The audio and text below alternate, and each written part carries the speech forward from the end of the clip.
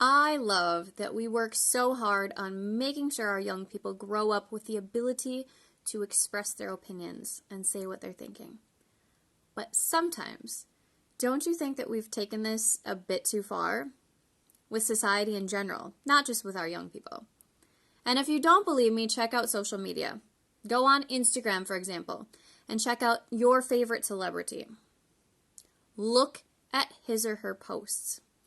The comments have either been limited so that no one can comment on the post, or there are thousands or hundreds of thousands of comments, many of which are completely meaningless or downright rude.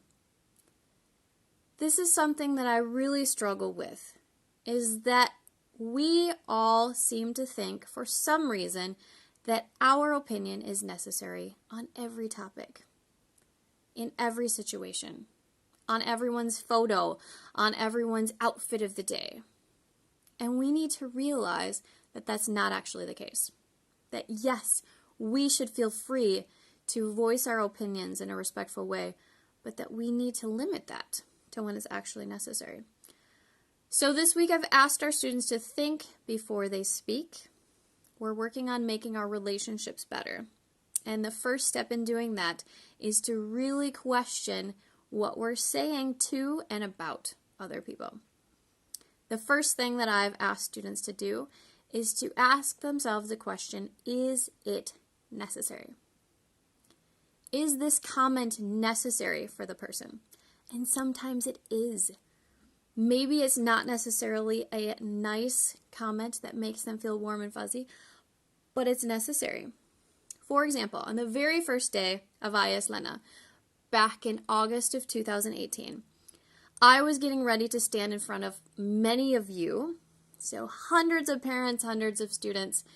You didn't know me very well yet, I didn't know you very well yet, and my hair was apparently an absolute disaster. I had no idea because I was running around being excited and talking to all of you, but it looked absolutely hideous in the back because you know me. I'm running and biking everywhere, and I really hadn't taken the time that morning to make sure that I looked good.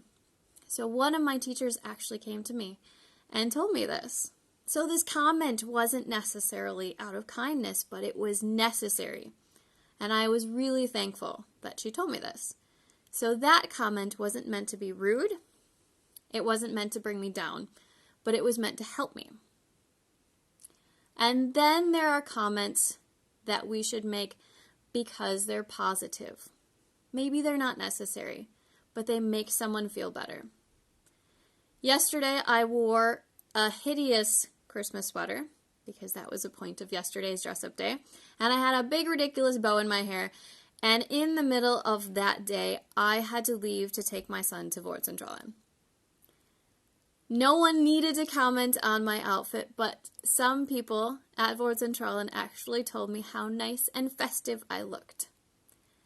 And it made me feel really good that even though I was dressed in a ridiculous outfit as I was taking my son in for a checkup, that they could find something positive and to show me that, hey, it's really cool that you're wearing this. Is it necessary?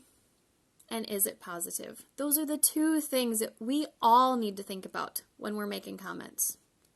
Because even though our opinions are important, they're not always needed. They're not always contributing to society in a positive way.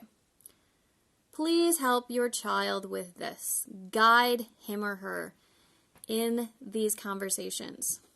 That when they're making those comments, either face-to-face with you, with their siblings, with their friends, or on social media, that they are thinking, is it necessary? And is it positive? So that we can create a better comment culture and make our relationships better here at school, at home, and hopefully in society. Thank you so much and have a wonderful week.